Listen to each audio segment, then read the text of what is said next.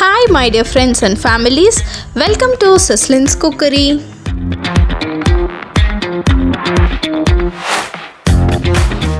இன்னைக்கு நம்ம பார்க்க போற ரெசிபி ஒரு பெர்ஃபெக்ட்டான கிறிஸ்பி ரவை தோசை. இது இன்ஸ்டன்ட்டா எப்படி பண்றதுன்னு பார்க்கலாம். இந்த ரவை தோசை சூப்பரா டேஸ்டா பயங்கர கிறிஸ்பியா எப்படி பண்றதுன்னு நான் இதில் சொல்லியிருக்கேன். வாங்க வீடியோக்குள்ளே போகலாம். அதுக்கு முன்னாடி இன்னும் நம்ம Cecily's Cookery பேஜை சப்ஸ்கிரைப் பண்ணாதவங்க ப்ளீஸ் சப்ஸ்கிரைப் பண்ணிக்கோங்க. அப்படியே பக்கத்தில் இருக்கிற பெல் பட்டனை கிளிக் பண்ணிக்கோங்க. அப்போ தான் நான் அடுத்தடுத்து போடுற வீடியோஸ் உங்களுக்கு நோட்டிஃபிகேஷனாக வரும். இப்போ இந்த ரவை தோசைக்கு எந்த அளவில் மாவு போடணுன்றதை பார்க்கலாம். ஒரு பாத்திரத்தில் 1 கப் அளவு ரவை எடுத்திருக்கேன்.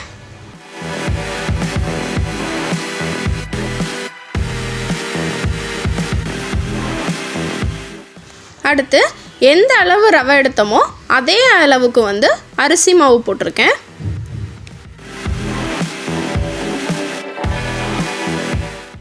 அதுக்கப்புறம் ஒரு 2 டேபிள் ஸ்பூன் கோதுமை மாவு ஆட் பண்ணியிருக்கேன். இதுக்கு பதிலாக மைதா மாவு கூட ஆட் பண்ணிக்கலாம்.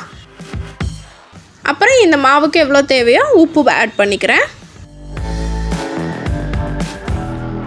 உப்பு ஆட் பண்ணதுக்கப்புறமா பெரிய டம்ளருக்கு 2 டம்ளர் தண்ணி நான் ஆட் பண்ணியிருக்கேன்.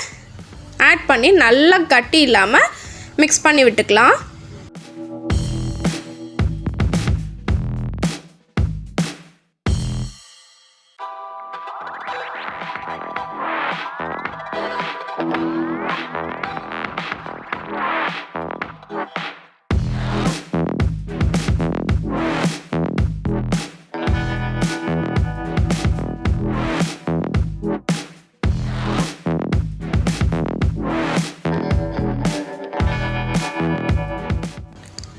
இந்த அளவுக்கு மிக்ஸ் பண்ணி முடிச்சதுக்கப்புறமா இதை ஒரு 15 மினிட்ஸ் நம்ம அப்படியே ஊற விட்டுறலாம். ரவை அப்படியே இருக்கிற தண்ணி எல்லாத்தையுமே அப்சர்வ் பண்ணி அது கொஞ்சம் ஊறி இருக்கும் ரவை. அது ஒரு பக்கம் ஊறிட்டு இருக்கட்டும்.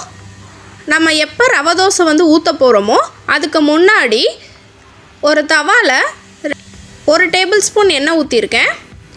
எண்ணெய் ஊற்றுனதுக்கப்புறமா 1 ஸ்பூன் மிளகு, 1 ஸ்பூன் சீரகம், அப்புறம் குட்டி குட்டியாக கட் பண்ணி வச்சுருக்கிற கருவேப்பிலை, அப்புறமா ஒரு பெரிய வெங்காயத்தை குட்டி குட்டியாக கட் பண்ணியிருக்கேன். அதையும் சேர்த்து நல்லா வதக்கி எடுத்துக்கலாம். வெங்காயம் உங்களுக்கு பச்சையாக சாப்பிடுவீங்க, கொஞ்சம் நறுன்னு சாப்பிடுவீங்க அப்படின்னா பச்சையாகவே நம்ம ஆட் பண்ணிக்கலாம். இல்லை அப்படின்னா இந்த மாதிரி வதக்கியும் போட்டுக்கலாம். ரொம்ப வேகணும்னு அவசியம் இல்லை, ஏன்னா தோசை ஊற்றிட்டும் நம்ம வேக வைக்க போகிறோம். அதனால் கொஞ்சம் ஓரளவுக்கு வெங்காயத்தோட பச்சை ஸ்மெல் போகிற அளவுக்கு இருந்தாலே போதும். கொஞ்சம் நேரம் வேகட்டும் வெங்காயம். நான் மூடி போட்டு மூடி வச்சுக்கிறேன். இந்த அளவுக்கு வதங்கினதுக்கப்புறமா அதை மாவில் எடுத்து ஊற்றிக்கலாம். இப்போ பார்த்தீங்கன்னா நம்ம ஊற்றின தண்ணி அப்படியே அப்சர்வ் பண்ணிக்கிச்சு அந்த ரவை. வதக்குனதையும் இதில் போட்டுட்டு நல்லா நம்ம மிக்ஸ் பண்ணி விட்டுக்கலாம். இப்போ ஒரு 3 டம்ளர் தண்ணி நான் ஆட் பண்ணியிருக்கேன். இந்த ரவை தோசையோட மாவு பயங்கர வாட்டரியாக இருக்கணும்.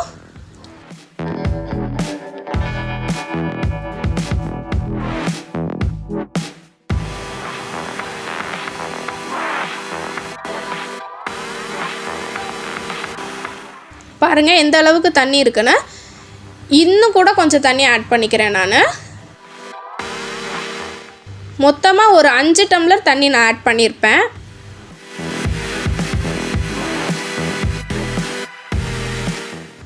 பார்த்தீங்கன்னா எந்த அளவுக்கு வாட்டரியாக இருக்குன்னு.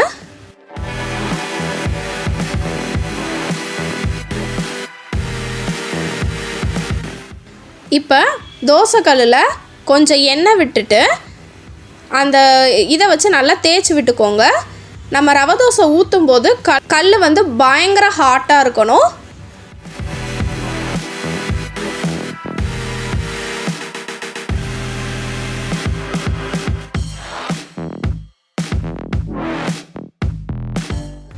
இப்போ இந்த மாதிரி நம்ம ஊற்றிட்டு சுற்றி எண்ணெய் ஊற்றிக்கலாம்.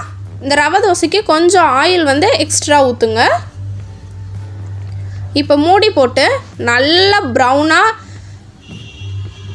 வேகிற வரைக்கும் வச்சுட்டு பார்த்திங்கன்னா இந்த அளவுக்கு இருந்தால் தான் வந்து கிறிஸ்பியாக இருக்கும், கொஞ்சம் மொறு மொறுன்னு நல்லாயிருக்கும்.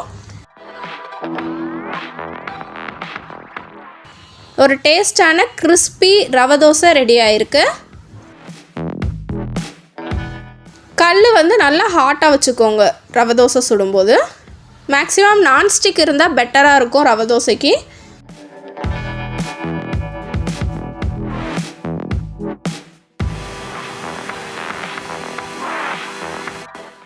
இப்போ ஆயில் ஊற்றிட்டு மூடி வச்சு நல்லா கிறிஸ்பியாக ஆனதுக்கப்புறமா எடுத்துக்கலாம்.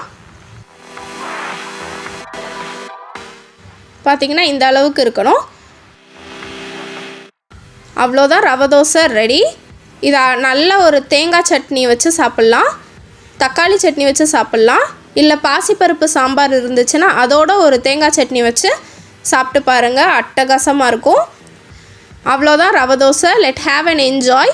இந்த வீடியோ உங்களுக்கு பிடிச்சிருந்துச்சுன்னா லைக் பண்ணுங்கள், ஷேர் பண்ணுங்கள், மறக்காமல் செஸ்லின்ஸ் குக்கரி பேஜுக்கு சப்ஸ்கிரைப் பண்ணுங்கள். தேங்க்யூ.